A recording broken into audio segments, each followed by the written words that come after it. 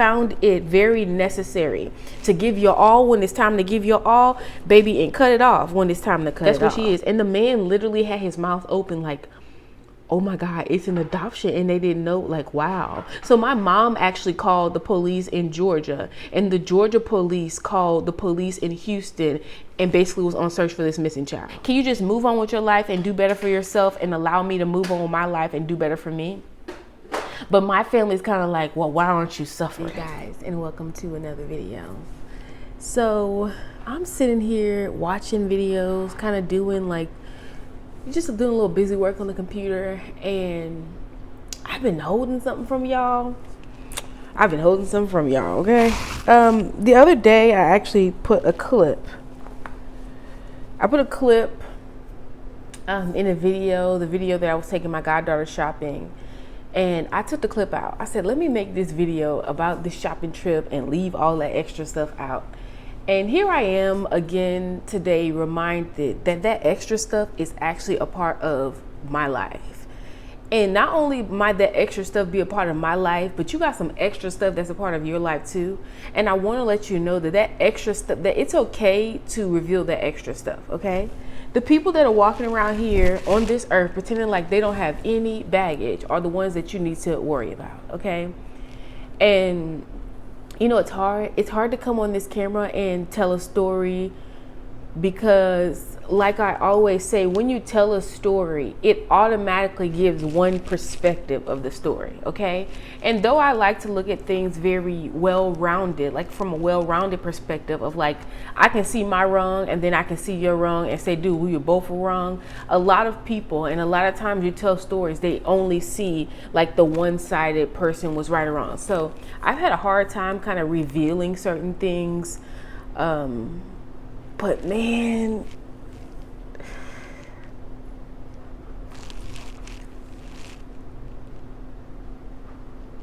have I done a poor job of explaining to you guys how traumatizing life has been?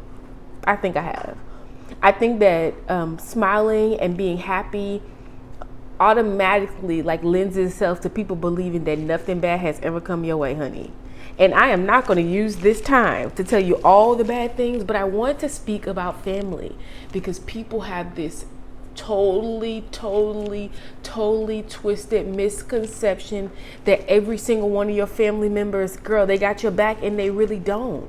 That's not the only person on this earth that has your back is God. So you might as well take it upon yourself to take it upon yourself to get a relationship with him. Like, that's all I'm gonna say, because every other person in your life, I mean every other person. I mean my daughter sitting over here doing her little thing, so cute, so young, so innocent, but very well might grow up to say, I don't want to be bothered with you like that. And she has that right. My husband, whom I love and have been married to for 5 years, he can wake up one morning and say, I don't want to be bothered with you like that. Every single person can do that. Do you live in those moments? Do you live in the moments to say, man, this person actually might leave me. This person might not want to be bothered with me. And therefore, I'm going to behave in this way so that when this time comes, I'm going to be guarded. So that when the time comes that you leave me, or that, that you leave me, I don't feel abandoned. I don't feel like you left me, so I'm going to put up these walls. I have found it very necessary to give your all when it's time to give your all, baby, and cut it off when it's time to cut it off. And I know I make a lot of references, Bible references, but I'm one of those people. The Bible is a book of stories and a blueprint of for a lot of things that we go through in life. Honey, there's infidelity in there, there's incest. If you can think about it, it's inside of the Bible. And I'm reminded when I think of myself, I told you guys recently, my sister told me I was dismissive, and we're gonna get to that in a little bit. I'm reminded of not only Jesus' story, but I'm also reminded of David's story. Now, if you remember, if you've read through the Bible and you see how David started, okay? The little shepherd boy in the back room who his daddy was like, I don't mess with him like that, but you can go back there and check on him. That David who actually ended up becoming king and sleeping with somebody's wife and killing the man whose wife he slept with, we talking about that David. When he had a son by Bathsheba, when the son died, you got to read the story. When the son died, he was whining, girl. He was crying. He was cutting up. He really was. He was cutting up. And when they came back and said the boy died, baby David got up. He got up real quick, put himself back together, and moved on about his life. Why did he move on about his life? Some people would be so distraught about the fact that you can move on about your life that it will stop them from living theirs. But is that your problem? It's really not. It's really not. It's not your problem at all. And as long as you try to sit back and make it your problem, you'll never be able to be successful. What is successful? Being successful is taking the mission that God, the mandate that God has placed on your life, and accomplishing it before you leave this earth. That's successful. Does that mean money? That don't mean money. It might not. Money might not be in the midst. Not like you think it is, but you're going to be taken care of. Okay, if you do it the right way. And I'm watching, you see now there's a lot of outcomes because we have social media. We're able to see a lot more outcomes than before. But you see the outcomes of what it looks like when you decide that you want to manifest and you want to paint your own story. You have to live with the end result of that. And don't get so caught up in people's perception of you that you forget that you're doing this thing for an audience of one. So I said, I didn't want to share this story because, like I said, I don't want to paint anybody in a bad light. However, I don't have a good relationship with my family. Like, I'm not even gonna hold you. I don't have a good relationship with them. And I'm sitting in the seat now where I can almost say I don't care. I wish that it was better from the start. However, it hasn't been good. It hasn't been good. I really think that it's not new. However, it became real to me after the adoption. I'm just gonna tell a story, girl. We got time. My sister had graduated from school, and at this time, my son was staying with my grandma. My sister had graduated from school and she was living in my house. And I remember coming home one day and she was like going through, for the first year of the adoption, they have these little, they have to send out legally, here in Texas at least, they have to send out these little pamphlets and books and kind of keep you up to speed. They have to do that. Of course, they could get around it, but my family actually stuck to the rules and sent me all this stuff. So I had one of those little Rubbermaid containers that you put your Christmas stuff in my closet.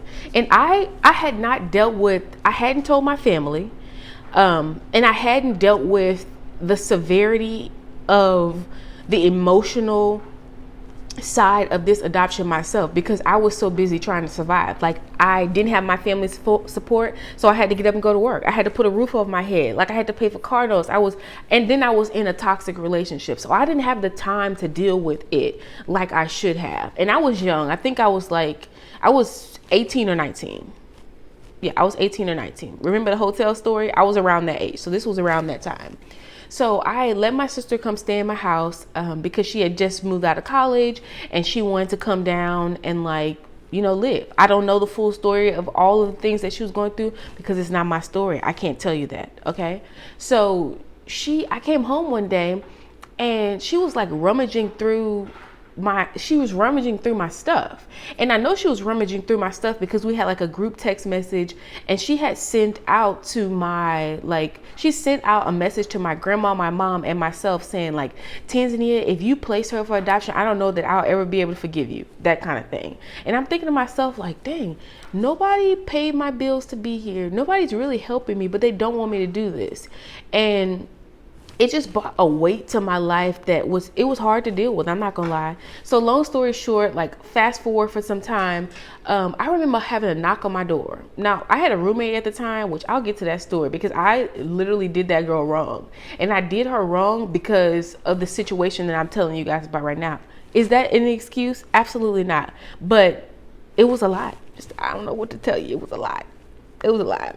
So there was a knock on the door and I'm like, who is this at the door, girl?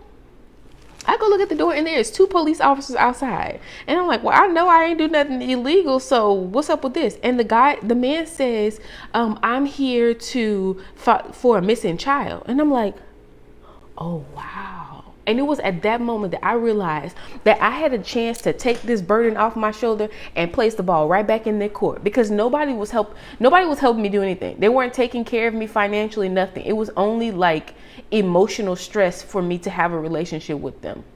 I didn't have a relationship with them, but they wanted to, like, it was just like they would bother me. And it was the weirdest thing ever. But when that police came to the door, I said, well, here's the number to the agency. You can call them. That's what she is. And the man literally had his mouth open like, oh my God, it's an adoption. And they didn't know, like, wow. So my mom actually called the police in Georgia, and the Georgia police called the police in Houston and basically was on search for this missing child. Could you believe that somebody, but to this day, I never brought that up to them. I don't feel that it's necessary to bring it up, because I simply don't care. And it seems as though they're upset that I don't care, but there's a reason why I don't care. Like, I'm not just dismissive. I'm more like, man, I really tried for years. For years I tried, and I'm over. He cleared that. They, of course, got in touch with the agency, and it was like, well, good luck. The man told me good luck with life, and that was the end of it. And years passed by, and I stopped talking to the family. I remember I kicked my sister out the house because I was like, I couldn't believe that she did that. I couldn't believe that she did that. The truth is, she meant it for evil, but God meant it for good, because that was like, it took away the responsibility for me to let them know what happened. It was out of the bag now. And when I look back on it, I'm like, dang, I was tripping about that, honey. I could have just told you. You weren't doing anything for me, yo. I could have just said it, but I didn't. And it was really to protect their feelings. And I realized in trying to protect them, I was really like destroying myself and destroying my life and other people's lives in the process. So that's what happened there. So yeah, long story short, my sister, I kicked her out, and this is the turning point where I realized, like, dang, if I keep on with this relationship, it's just not gonna end well for me. I kicked her out, and I remember I was being put out of my apartment complex at the time, because remember the boyfriend that I had at the time? I don't even know if you call him a boyfriend. The guy that I was talking to at the time, child, he had took my money. Like, I gave him the money for a down payment. I don't remember if he was supposed to pay me back or whatever. I didn't have any money. Okay, so girl, rent going undone, and at this point I got a roommate who's still paying her half of the rent, but I haven't paid mine. So I remember calling my grandma and her being like, she called the apartment complex and basically told them that she would pay for my rent. So I was like, I get a chance to just chill out. It's okay. They're not mad at me. Life goes on. I finally got some help. Girl, why she never paid it? She never paid it. And I had the girl who was living with me, she actually paid her side of the rent. So it's like, and she had to get out. We both had to leave out of the house very shortly after that. And I remember still, because my son still lived with my grandma, I remember still trying to hold on to that relationship, even though it was clearly there were very strong demonic tactics and just evil being done to me. So long story short, I actually ended up finding out that, no, let's move on. So I was homeless after that, needless to say. The other girl, I just found out recently, I saw her thing on Facebook. She actually got married like a few days ago, and I had to take a praise break and be so glad that the harm that I did to her didn't ruin her life because of what they were doing to me. Because the guy that she moved out with, she actually ended up marrying. So that's really a blessing, and I pray that it continues to be a blessing, because if I can think of anything that I've ever done in life that I regret, is that. And the crazy thing is because of this whole situation. But anyway, so I was homeless after that. I mean, sleeping in my car and everything, girl. Homeless, like real life homeless. And I remember I was sleeping in my car. I had begun to lay the seat back, and my sister sent me a message, and she was like, she wanted me to come over to see her new place. And I didn't tell her that I was homeless. Like I said, I just never shared any, after that whole thing, I never shared any of my business with them ever again. I realized that they don't understand me. They're not trying to understand my life, even though I tried to understand theirs. It just isn't reciprocated, and that's okay. So I remember going over there and I ended up staying. She actually asked me if I needed a place to stay. So somehow she knew that I was homeless. I don't know if she knew I was homeless. She probably knew I was homeless because my grandma told her that they were going to put me out if I didn't pay the thing. Girl, turns out that my grandma actually gave her the money for her new place. So she gave her like $2,000 to pay for the new place that she was supposed to give me for my apartment. But you meant it for evil and God meant it for good, because guess what? My sister ended up getting pregnant with my nephew and she moved back home to Louisiana, and I stayed in that condo for a whole year rent free. And that year, baby, when I tell you I got my life all the way together, I got my life all the way together. And when I left out of that apartment, I moved into a place that I actually ended up bringing my son, and then I got married and so on and so forth. So it's like there's been a lot of things throughout the years that they kind of like, you know, they just did me wrong. And it's okay, because I realized because wrong is done to someone else, they didn't do other people wrong. And I don't fault anybody for it. I just feel like, can we just move on? Can you just move on with your life and do better for yourself and allow me to move on with my life and do better for me? But my family's kind of like, well, why aren't you suffering? You placed the child up for adoption, and why, or how dare you get to, you know, pick up your life and smile and move on? Why are you smile? Why are you so happy? They're kind of like that. And I know they won't tell you that. No one would tell you that. And it's unfortunate that that's the view that I have of it, because it's only a one-sided view, as I always say, but that's the way that it appears. And I want to tell you, if you have a family that's like that, who they just won't let you in. You haven't done anything to them. They don't do anything for you, yet they want you to be around in their company while you're put down and abused emotionally by their words. Miss me. Miss me, miss me, miss me. And I want you to tell them miss you too. You can do that. You can move on and create a better life for you and your children than the life that you had with them. And I'm, you know, I'm a lover of Christ.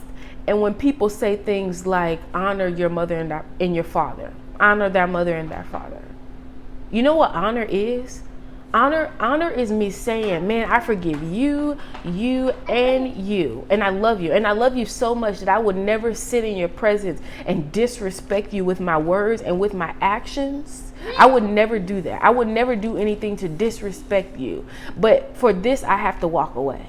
This is killing me. The way that you're treating me is killing me. It's killing me emotionally.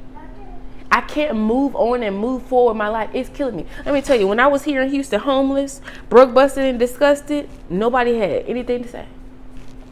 Nobody had nothing to say. And the moment that you clean it up and clear it up, it's when it all hits the fan. It's like it's demonic. And when things have like a demonic undertone to them, you better believe that no one can give you the true underskirt of it as they speak in the natural, because it's an issue of the spirit. You know, my grandma's disdain for me, it doesn't have anything to do with her in her natural body as a natural person. There's a spiritual undertone there. You better believe that. And I understand that, girl, but you asked me about family, and I'm like, my family is my husband, my daughter, my son, my bonus children, and my child that was, you know, adopted. They are a part of my family, but they're not a part of my immediate family, because there are other people. They have other mothers, they have other families, they have other lives. And at no point in time will I ever make it my business to manipulate someone else's life to try to fit me and fit my story in. The truth always comes out. The truth always comes out. People's true intentions always come out. And I just want to encourage you. I know that it is so hard. It is hard to not talk to any of your family. It's hard.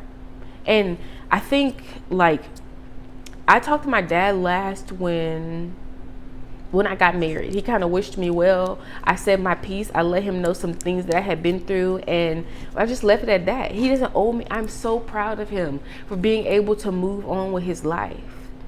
And recently I asked my sister for his phone number, and she told me no. And I know she knows it because she talks to him. She's talked to him more than I have. Like, there's been times where he knew I was in the vicinity, like at her graduation, and he didn't ask to see me. Yet I'm not mad about it. I'm sure he has a reason for it. I'm sure he has a reason for it. And even if he doesn't have a reason for it, he doesn't owe me an explanation. He doesn't. God is the only one who can answer the mysteries of my life and of your life. And as long as you try to look to people to answer those mysteries about your life, you'll never get the answers. And you won't. You dang sure you'll get the answers by trying to manipulate people. And it's like, you know, now we're in a culture where people are very like aware emotionally of trauma and just like mental illnesses and all that kind of stuff, and kind of overuse it. Baby, we all have issues, and mental illness is really these issues that have been persistent long term, and you refuse to deal with them. They become a part of who you are. That's really what it is. Yes, sometimes people are born with like, you know, they're born with like mental retardation. Like they're born with like, I don't want to say mental retardation because that's not mental health issues necessarily. You know what I mean though. Sometimes people are like born with things that, you know what I mean. But, you know, depression and anxiety and schizophrenia, all those things come from traumas in life that you refuse to deal with. And sometimes the refusal to deal with it is not you like ignoring it altogether. Sometimes it's actually you can't pinpoint it. You can't figure out where it came from. And you dang sure ain't gonna be able to figure out where it came from if you keep listening to the chatter of the people who gave it to you. You can't do that. You cannot do that. You can't do it. It's not going to happen. I know we want to think it's going to happen, but it won't happen. And I mean, it's hard. I understand that it's hard. And when my sister told me that I was dismissive, man, I came home and I sobbed. I think I sobbed for like 3 days because I realized I'll never be anything more in their eyes. And if at any point, if they ever see this video, because I haven't shared with anyone that I have a YouTube channel. So all of my family that I have here on the other end of this camera, you guys are like my acquired family. But my husband knows that I have a YouTube channel. My son knows I have a YouTube channel. That's about it. Because I sobbed. I cried, I sobbed, I cried, I sobbed, I sobbed. I wept. Because like I said, I realized that it won't ever be different. It won't ever be different, and I gotta be okay with that. And that's the crazy part, is the part where you gotta be okay with it. And being okay doesn't mean bitter. Being okay means, dude, I'm okay. I'm like, I wish you well. You know how hard that is to wish somebody well who you feel has wronged you? And the crazy thing is, the day that I went to my sister's house, she texted me and asked me what was my daughter to play with my nephew, right? And I was like, you know, I'll bring her over. And I was toying back and forth. And whenever you have that little toddle like this back and forth between if I should do something, if I don't, you better listen to yourself and don't listen to nobody else. You better listen to yourself and don't you dare listen to anyone else. So I said, I'm going to go. And I'm not going to drop her off there because she asked me could she spend the night. And for a good reason, I don't let my daughter spend the night nowhere. Actually, neither one of my kids will spend the night anywhere. I tried that and it ended terribly. So my kids don't spend the night anywhere because kids get to a certain age and they start doing stuff they don't have any business doing. I did it when I was a kid. I'm pretty sure you did it when you was a kid.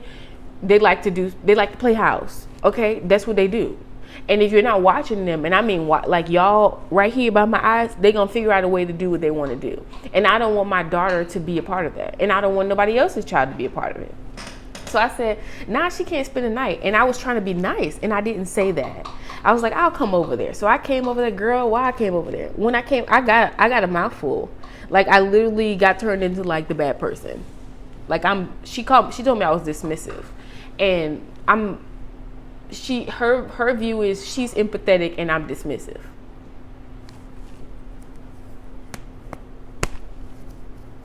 And you know what? This is my channel, so we're gonna go here. I opened up the daycare, you guys know. I opened up the daycare because at the time, my sister had a very stressful job and I quit my job, okay? I wasn't married yet. I quit my job. I didn't know what the next stage of my life was. And I said, you know what? I can help her. She lived at my house. When I got that condo, when she left to go to Louisiana, she came back and she moved to my house. Now, I had to pay bills when I was in her house. Like, I had to pay for the utilities and stuff like that. She didn't pay anything when she was at my house. And I said, you know, I owe it to her. Because of how I treated her and that time I kicked her out and she still opened up her home to me, I owe it to her. I owe it to God. It wasn't even about her. It was like, God, I'm going to do this for you and I'm going to do it in excellence. Honey, so you can ask my husband. I was up in there washing clothes and he wasn't my husband at the time, but I was feeding them because I used to work at the place where my husband and I met, and I used to have him packing up the plates so I could bring food home for all of us. So I turned myself into a maid, and I literally served my way back into a place that I felt I had done everything that I could do to try to repair our relationship. And as long as I stayed acting like that, we were good. But the moment I put my foot down, my relationship and hers hasn't really been the same. And yeah, it's kind of is what it is. So yeah, that was pretty bizarre. But like I said, I opened up the daycare. Like, she didn't watch my son, but I say, you know what? I don't have to be mean because people have been mean to me. I don't have to do that. So I started watching him, and from me started watching him, I started watching other kids, and it just kind of grew and grew. So God literally built that daycare off of the premise. The premise of that daycare was to help other women, but it started with me trying to help out my sister, and I didn't want to put her in a situation where she was searching for daycare. That's literally how it started. So we were talking about my goddaughter that day. She called me dismissive. I'm not my goddaughter. We're talking about my bonus daughter, and she was like, "Yeah, you never thought about how?" Because she went to live back with her mom. I told you guys all about that story. I'll link the video. We're not about to go into that here. She went to live with her mom, and that was a hard time for me too, because you guys know I placed a child for adoption. How you gonna place a child for adoption and then you take this little girl into your heart in a way that you didn't get a chance to take, or did not even get a chance. You did not, because you did get a chance. You didn't take your own child that you carried in your womb into your heart in the way you did. So it was kind of like a weird paradigm, but that was a conversation between me and God. No one could answer those questions, but at the end of the day, she needed her mother, and nobody would hold me back from letting her go with her mother. You know why? Because that was her ask of me, and that matters. I saw how broken her heart was by some of the things that she would do, and she needed to be with her mother. Even if it didn't seem like it was the best place for her to be, her heart needed to heal, and it could only heal in the presence of this young lady. So I let her go, and she was like, yeah, you didn't think about how that would affect my house. And I'm thinking to myself, wow, that's intense. The only reason my nephew and her were really close, but the only reason was because my nephew used to spend like a lot of time at my house because I wanted to keep him for her because she had a stressful job. So when it all boiled down, it was kind of like, it's your fault. Like it was just weird. It was heartbreaking to me because I realized it doesn't matter how hard I try, they'll never understand me. They'll never understand me. You know, I love my mom dearly, and I think, you know, my mom, the same will probably happen to me. The same probably happen to you. We change as we get older. Life happens, and sometimes if you don't deal with those like traumas that happen in your life, they just kind of like keep unfolding until you become a person who no one recognizes.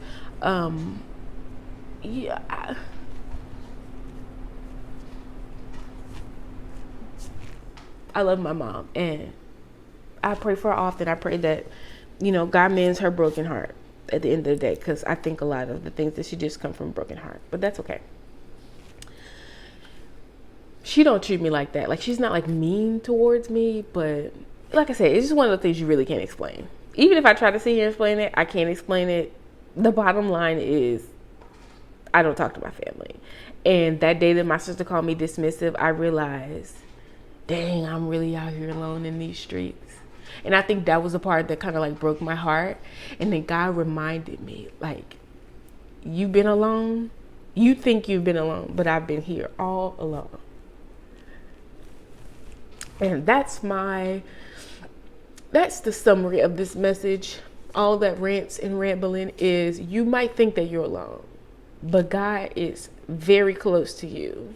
The Bible says that he is near to the brokenhearted. So you better believe if your heart is broken, if you feel like you're brokenhearted and lonely, that God is closer to you than ever before. Okay?